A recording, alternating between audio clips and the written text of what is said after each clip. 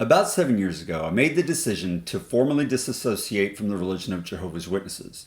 I wanted to explain why I made that call rather than fading or becoming a PIMO, physically in, mentally out, for the sake of maintaining family ties and friends. Maybe it might help you decide whether it's the right call for you to make. I don't know. But keep in mind that I'm not a psychologist, I'm not a therapist, and nothing I'm going to say should be taken as mental health advice. It's simply my own opinion based on my own experiences. You ready? Let's get into it.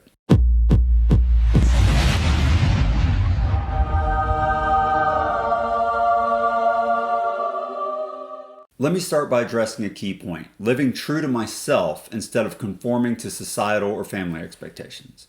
I never once considered living a double life or pretending to be someone I wasn't. From the get-go, I've always valued honesty and authenticity above all else. So when I found myself at odds with the teachings and practices of Jehovah's Witnesses, I knew I couldn't just keep going along with it to maintain peace or appearances. For me, authenticity is non-negotiable. When I was a witness, I was a true believer. There were little odds and ends I disagreed with, but nothing so dramatic that anyone would care, with the only exception being maybe that I disagreed with the watchtower's teaching that only Jehovah's Witnesses would survive Armageddon. I live, breathe, and embrace what I believe. I refuse to be suffocated under the weight of conformity. It's just my personality. I can't fathom the idea of sacrificing my integrity and inner truth for the sake of external validation or family acceptance. I'm human, and it hurts when I'm not accepted. But I'd rather take that pain and live my truth than conform and die a muppet being controlled by somebody else pulling my strings. The toll that kind of inner conflict would have taken on my mental health, that just was not acceptable to me. I wasn't going to live by a double standard or pretend to be something I wasn't. Doesn't mean I was immune to the emotional turmoil. My entire worldview was shattered when I learned the truth about the truth. Was I afraid of losing my family? Yeah. Was I afraid of losing the people I called friends? Yes.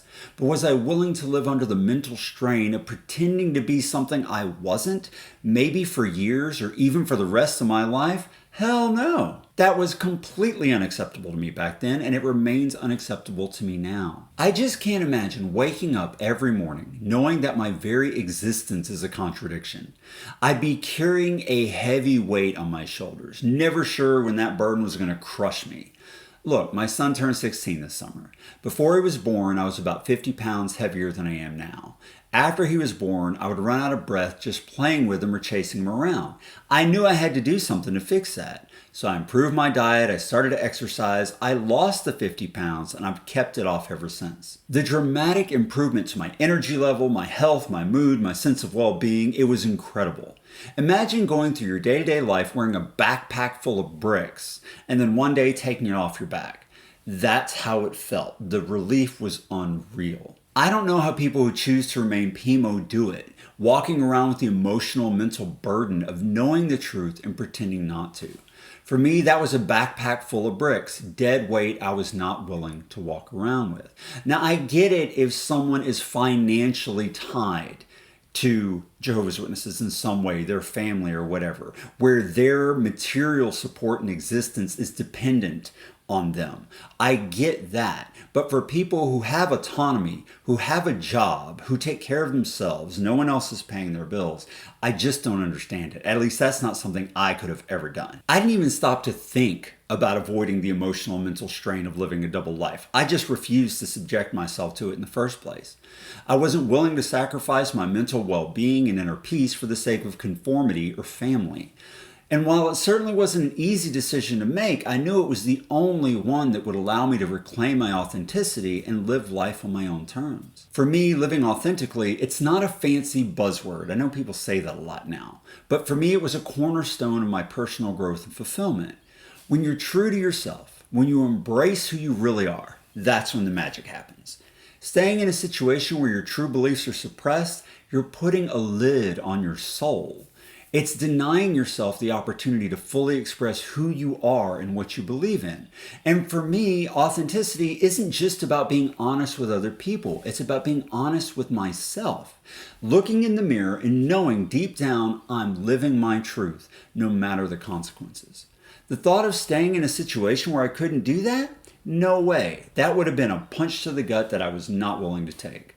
Now, I get it. Making the choice to leave, to break away from everything and everyone you've ever known, it's scary as hell. Trust me, I've been there. But here's the thing, living a life that's not true to who you are, it's even worse. I'd be in a constant state of limbo if I did that, never sure if I was coming or going. The way I saw it, I had to choose between two kinds of lonely. The kind when I was without family and friends, at least temporarily, and the kind where I surrounded myself with so-called family and so-called friends who only loved the person they thought I was and not who I really was.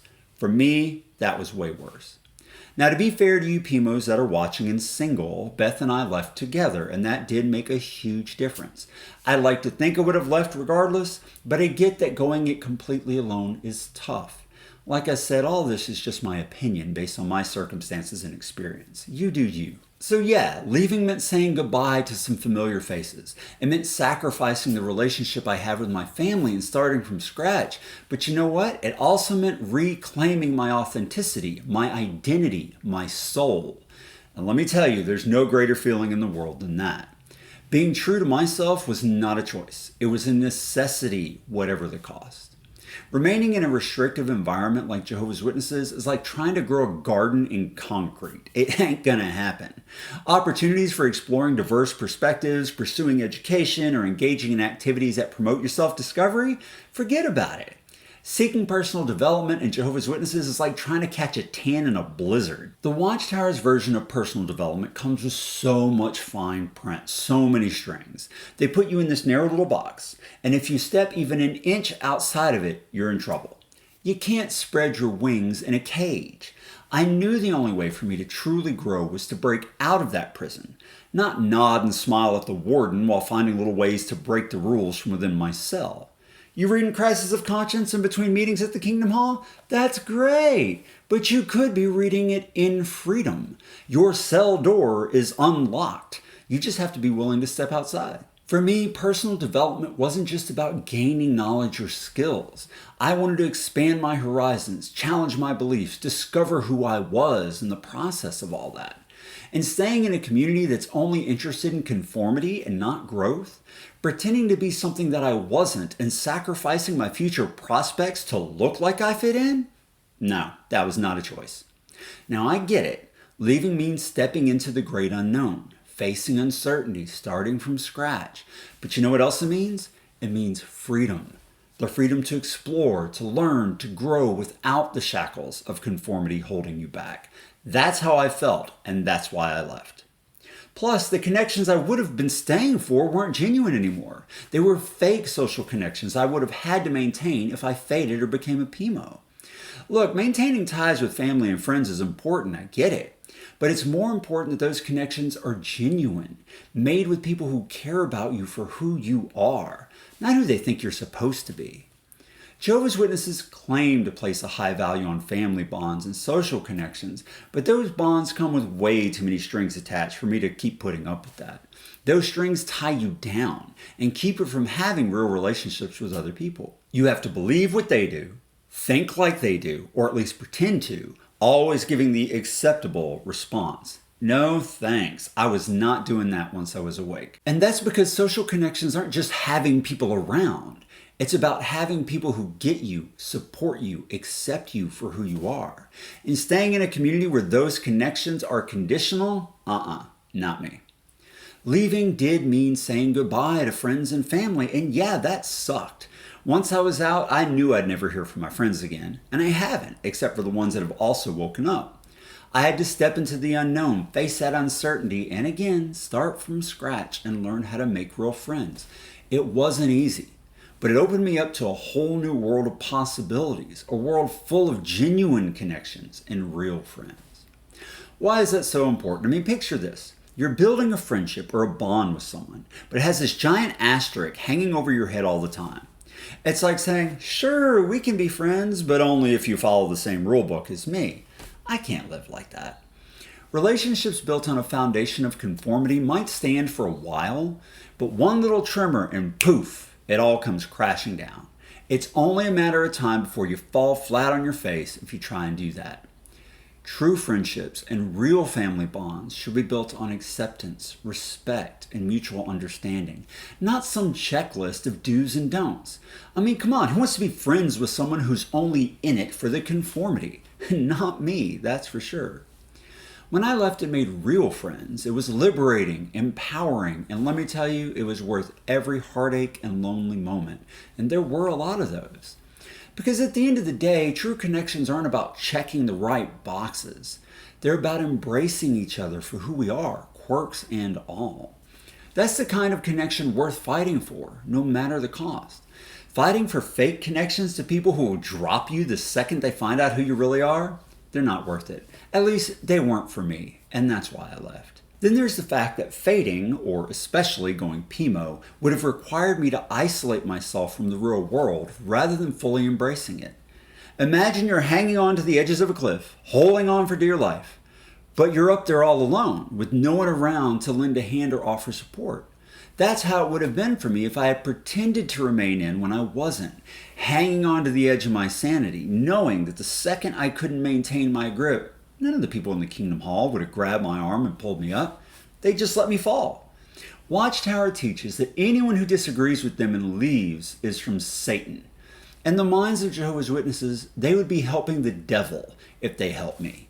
I wasn't putting myself through that. Staying in just for those kinds of family ties and social connections, it may have felt safe and cozy for a while, but it would have been pretty damn lonely.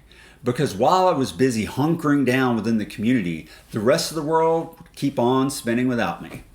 I wanted to use my time and energy to build a real life rather than trying to hang on to a fake one. Pretending to stay in the religion would have meant handing over the reins of my life to someone else. My decisions about education, my career, relationships, personal beliefs, they would all have to remain hidden from those friends and family. How long do you think I could have done that without anyone finding out? It's a losing game, one I was not willing to even attempt to play. You will be found out if you do that, and when you are, they will drop you. So all the time you've spent pretending, you could have been using to actually build a real life outside.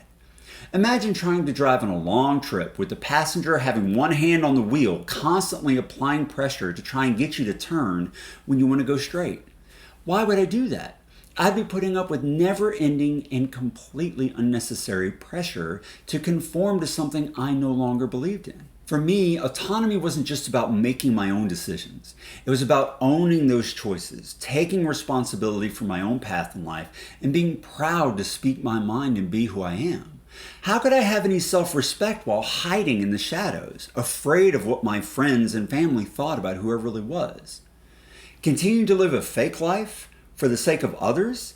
You're signing a contract with regret if you do that, locking yourself into a lifetime of what-ifs and should-haves. If I had done that, the day would have come when I woke up and realized that I'd spent precious time pretending to adhere to beliefs or practices that weren't mine, realizing that I'd sacrificed everything I could have been doing, the life I could have been living, for the sake of something I don't even believe in, and people who don't love me for who I am, but for who they think I am. The regret and pain of that rude awakening was not something I was willing to put myself through. I wasn't willing to stay in that nightmare, only to realize when my end finally came that I'd been sleepwalking through life. I wasn't going to live with that kind of regret. I'd rather live with the consequences of my own choices than the regrets of somebody else's, and that's why I got out. Now, if you're fading or PIMO, you have the right to live your life the way you want to and bear the consequences that you feel are worth bearing. You may have good reasons that are different from what I've said in the video. This was just how I felt, and I wasn't willing to put myself or the people I love, especially my kids, through that. What kind of lesson would it have been to my children to stay in and teach them that being fake is the right way to live? Or worse, to risk them staying in and ruining their lives rather than teaching them the real truth? All because I was afraid to lose people who don't give a shit about who I really am. I wasn't going to do that. But that's how I feel. How do you feel? Let me know in the comments. If you like this video, be sure to click like and subscribe to my channel to be notified of future videos. If you want to support the work I'm doing, you can click the join button below. If you don't see the join button, it's because you're not subscribed. So subscribe first. And as always, thanks for watching.